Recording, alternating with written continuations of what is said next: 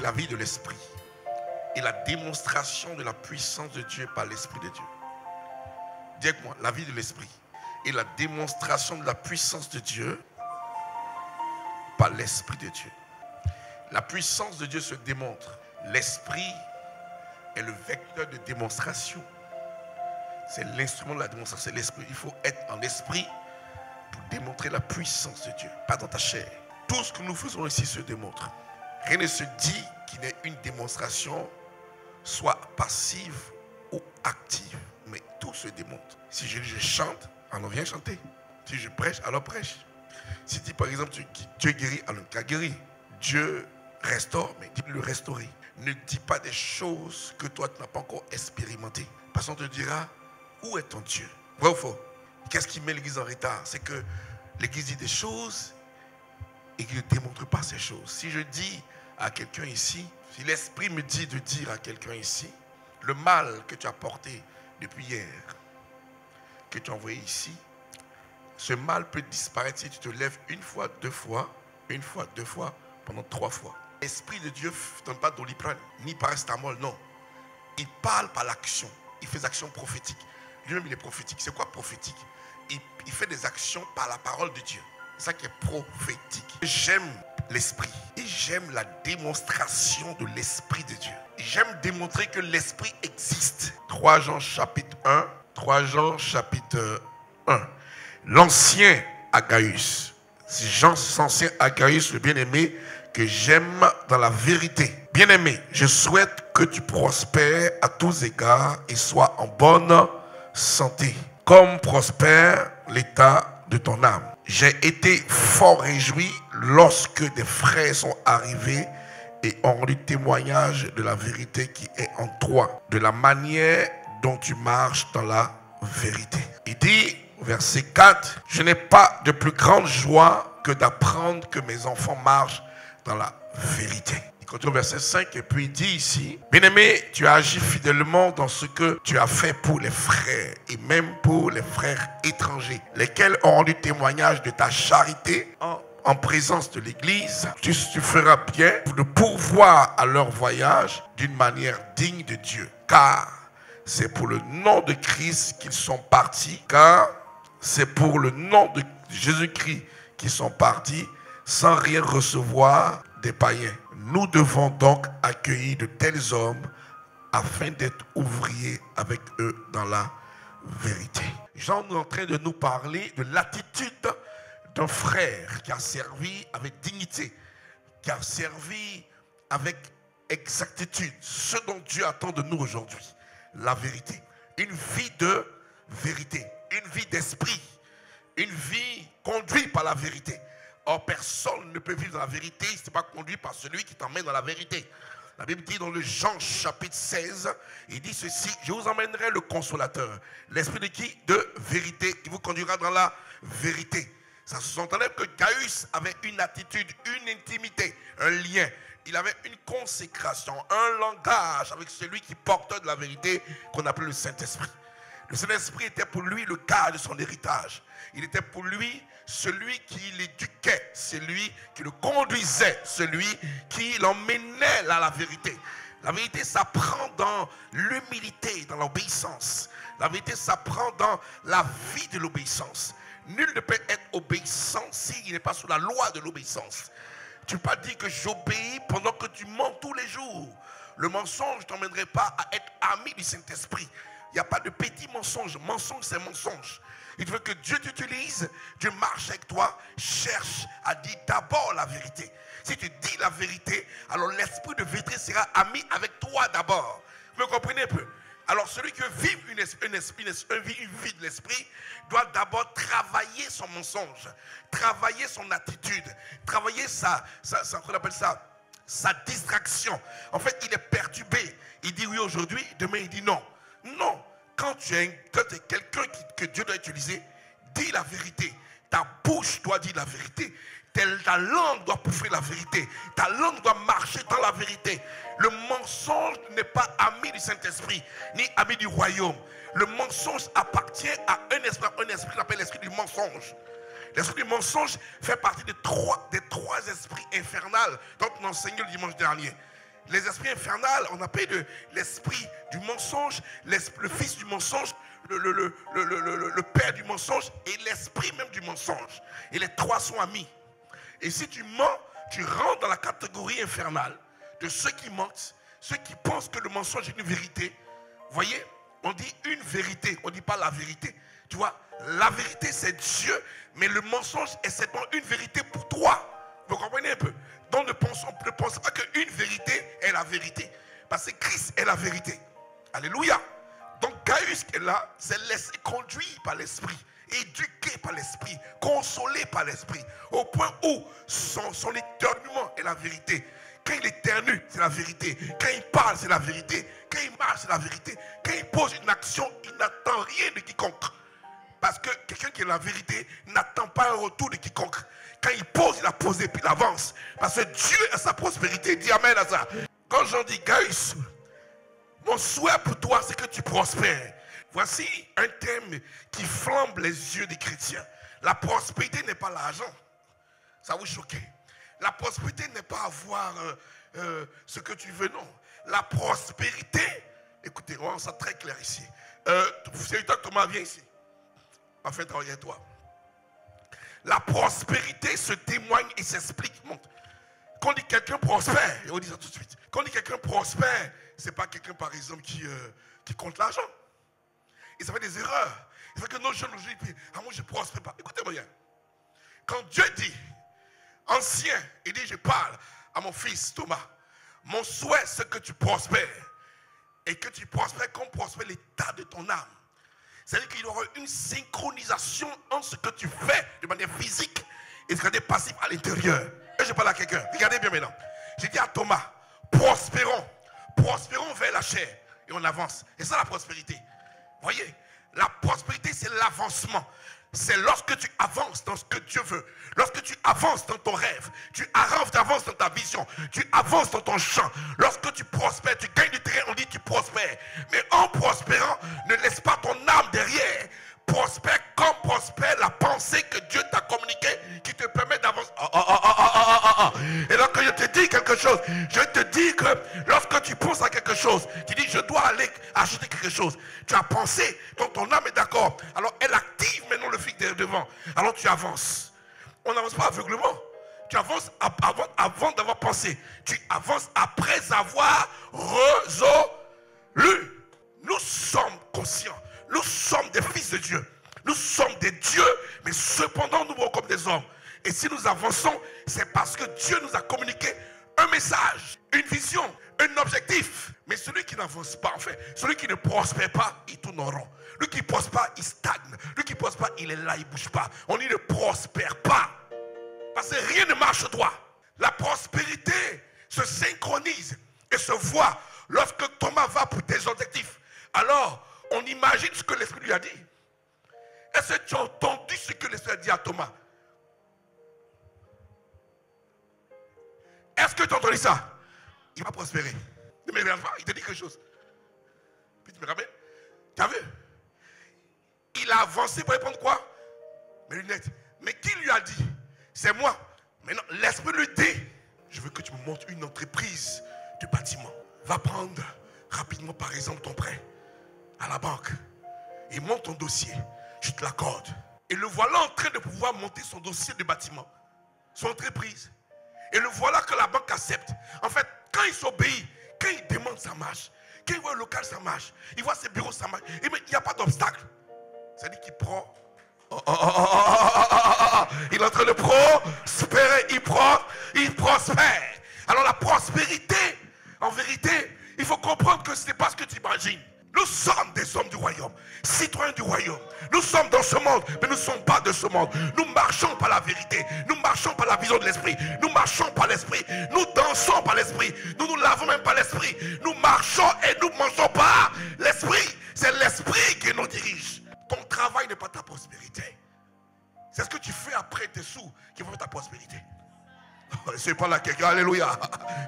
Vous voyez, les gens pensent que je prospère, je travaille. Mais pas très vite, tu n'as rien. Pourquoi tu as ton salaire et puis le 15 tu es zéro? Tu ne prospères pas. Malgré le salaire, tu stagnes. Tu ne comprends pas que tu dois t'approcher du Saint-Esprit. Alors si, laisse-moi dire des choses, que j'avance, ça doit être en synchro avec l'état de mon âme. Et je ne trouble pas dans mon âme. Il le temps vient, il est déjà venu, où les vrais adorateurs, c'est qu'il y a des faux. C'est qu'il y a des faux. Elle est venue avec mal. Lève-toi. Une douleur. C'est vrai ce qu'il dit? Elle est venue avec un mal qui la fatigue. L'onction va descendre et guérir cette dame que vous voyez là. C'est pas moi, mais c'est le Saint-Esprit qui va la guérir, qui va nettoyer ce mal, qui va porter ce mal, qui va l'enlever de son corps. Et Dieu va se glorifier parce que Dieu est digne d'être adapté, de prendre la gloire. C'est ni un homme qui fait ces choses, mais c'est l'Esprit qui lui dit: je t'ai emmené en ce lieu pour que mon serviteur, pendant la prédication, je puisse me manifester et je puisse te dire: tu es ma servante, je ne t'ai pas abandonné et je pose des regards sur toi, je suis tes larmes et je te guéris, je guéris ton mal, je te rétablis, je te rétablis, je te rétablis. On peut acclamer le Seigneur très fort. Sois béni ma fille, sois guéri. Pose-toi. Vous voyez, lorsque Thomas doit prospérer, il travaille, non? Mais ce n'est pas le travail qui caractérise la prospérité. C'est un module peut-être qui va participer à la prospérité.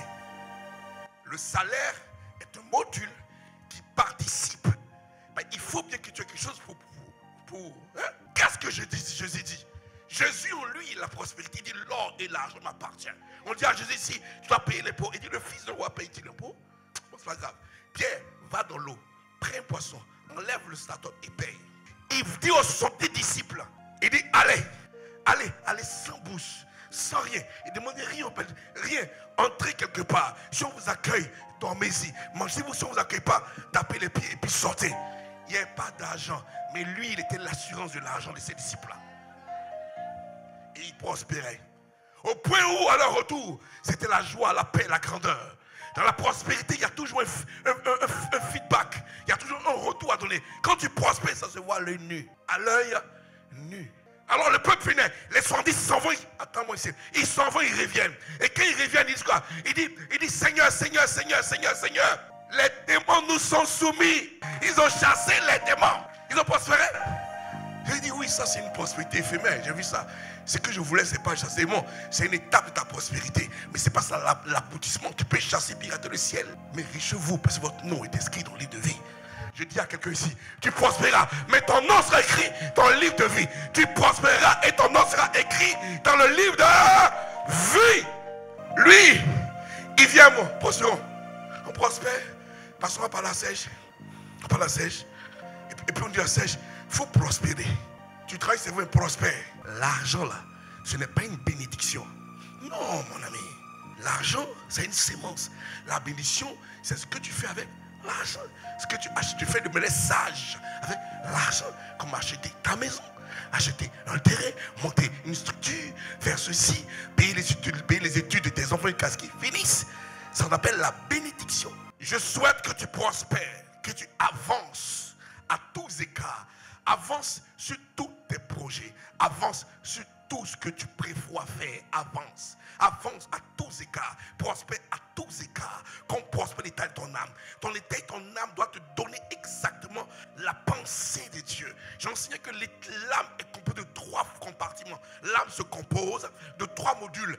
L'âme de l'homme se compose de 3 modules. Le premier module, c'est la pensée. La pensée est un module de l'âme. Deuxième module, c'est la volonté. La volonté est un module constituant de l'âme. Troisième module, c'est les émotions. Les émotions sont constituantes de l'âme. Quand on dit ton âme là, on parle de 3 compartiments, comme le Père, le Fils. Pour toi, c'est la pensée, la volonté et les émotions.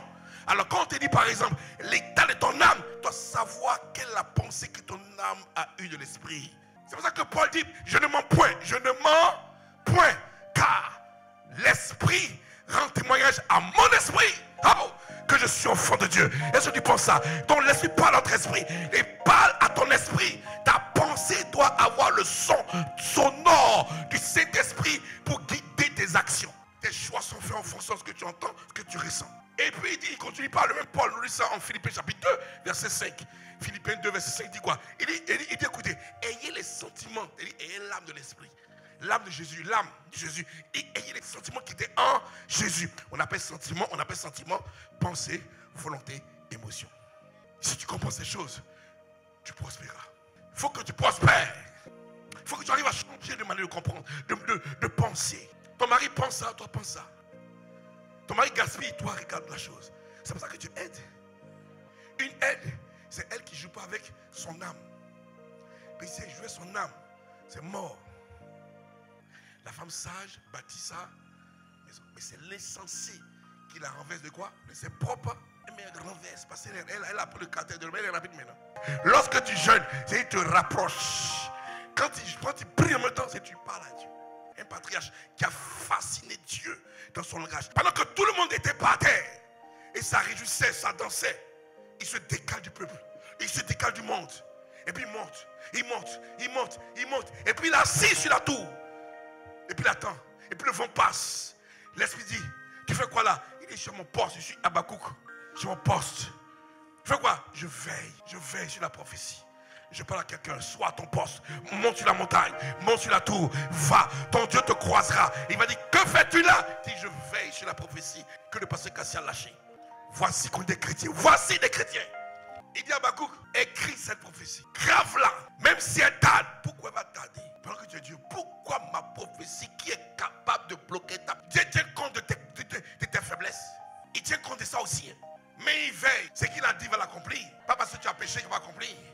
Il est puissant. Il sait que tu es un faux type. Il sait que tu es mauvais. Mais tu fais confiance quand même. Regardez Habakkuk. Alléluia. Voilà. Habakkuk chapitre 2. Hein? À partir du verset 1. Il dit quoi? J'étais à mon poste. Il dit j'étais à mon poste. Vas-y. Et je me tenais sur la tour. Hein? Je veillais pour voir ce que l'Éternel me dirait. Et ce que je répliquerai après ma plainte. Après quoi? Ma plainte. On est beaucoup, hein? Mais si on est 30, tu peux dire Marie, pas Marie, on est 30 est passé déjà. C'est la plainte là. Donc il est parti, vois Dieu. Continue. Verset 2. L'Éternel m'adressa la parole et il dit, écris la prophétie. Il dit écris la prophétie. Grave-la sur des tables. Grave-la sur des tables. Afin qu'on la lise couramment. Afin qu'on la lise couramment. Car c'est une prophétie dont le temps est déjà fixé. Tu vois, il n'a pas dit il fixe. Hein. Il y a longtemps c'est fixé. C'est toi qui dis que tu as dépassé le temps. Amen. Elle marche vers son terme. Elle marche vers son terme. Et elle ne mentira pas. Elle ne mentira pas. Donc ton 30 n'est pas mon 30. Si elle tarde. Si elle tarde. Attends-la. Attends-la. C'est cette partie-là qui porte l'ambiguïté dans la vie des personnes. Et là, moi, j'ai expliqué ça. Dieu ne fait rien tarder. Non. Je vous confie ça. Vous savez, la parole de Dieu, c'est un peu comme un commentaire composé. Où tu trouves une dissertation que tu prends, tu utilises, tu prends un texte pour appuyer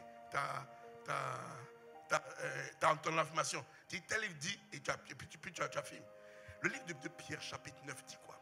Dieu ne tarde pas pour accomplir ses promesses. Il dit, même si elle tarde, il dit, attends là. Mais je dis quoi? Il dit, Dieu ne tarde pas. Pierre dit quoi? Dieu ne tarde pas pour accomplir ça. Il use quoi? De patience. Pas patience parce qu'il t'aime.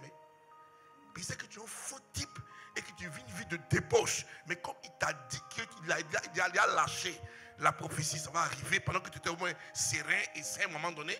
Il t'a donné ça. Mais comme il vit de débauche, il use de patience pour accomplir ça. Regardez, 2 Pierre chapitre 9 te dit ceci. Il dit, Dieu ne tarde pas pour accomplir ses promesses. Ici, il dit à Habakkuk, même si elle tarde, est-ce que Dieu est fou pour faire ta promesse comme ça? Ou bien Satan peut? Non, mais Satan peut t'accuser. Et quand Satan t'accuse, c'est juste, hein. Si elle tarde là, c'est que tu as fait coconi, tu as fait bêtise. Dis-moi miséricorde. Il dit quoi? Si elle fait quoi? Si elle tarde, ouais. Attends-la. Attends-la. Car elle s'accomplira. Parce que? Elle s'accomplira certainement. Tu as vu? Beaucoup s'arrêtent là. Hein? Beaucoup s'arrêtent ici. Continue ma fille. Voici, son âme s'est enflée. Il dit, voici quoi? Son âme s'est enflée. Il dit quoi? Je te dis quoi? Méfiez-vous du levain qui gonfle la pâte. Soit son âme qui est enflée. C'est un gros pécheur que tu vois là. Lui qui parle là, c'est ça. C'est pas aller loin. Dieu dit, il dit, voici son âme enflée d'ailleurs. C'est-à-dire que l'âme semble de quoi? Semble de l'orgueil, sont des bêtises. Or, tu sais que tu n'es pas dans tes normes. Tu te plains pourquoi? On t'a démontré que ton norme. Continue. Elle n'est pas droite en lui. Elle n'est pas droit en lui. Un gars comme ça c'est plein devant Dieu. Il n'est pas miséricorde. Dieu va le faire. Oui, mon petit, il est patienté. Écris ça. Mais va s'accomplir. Il fait miséricorde. Il fait miséricorde. C'est pas toi. Il fait miséricorde. Écris, continue. Mais le juste vivra par la foi. On acclame Dieu très fort. Merci ma fille. Je pense que cette référence-là te donne de te tenir promptement. N'accuse aucun prophète, aucun pasteur, quoi que ce soit, accuse toi-même. Lorsqu'il y a un retard, mets-toi en cause. Mets-toi en cause, dis Seigneur, certainement, mon âme enflée, elle n'est pas droite en moi. Mais je vais écrire ça. Cette prophétie, elle est lâchée, elle va s'accomplir certainement. Ton serviteur était dans l'atmosphère, était dans les dimensions qui étaient présentes lorsqu'il a sorti. Donc je crois en cette parole et je veille dessus. Et je crois qu'elle va s'accomplir. Et c'est comme ça que tu arraches ça de la main du diable. Une personne comme Gaius puisse avoir une vie de vérité, il a donné sa graisse au Saint-Esprit. Il est un homme de jeûne et prière. La vie de l'Esprit, c'est une vie de jeûne et prière. Mais il y a veillé le 6. Et le 6, là, on ne se loupe pas. On va se dire les vérités.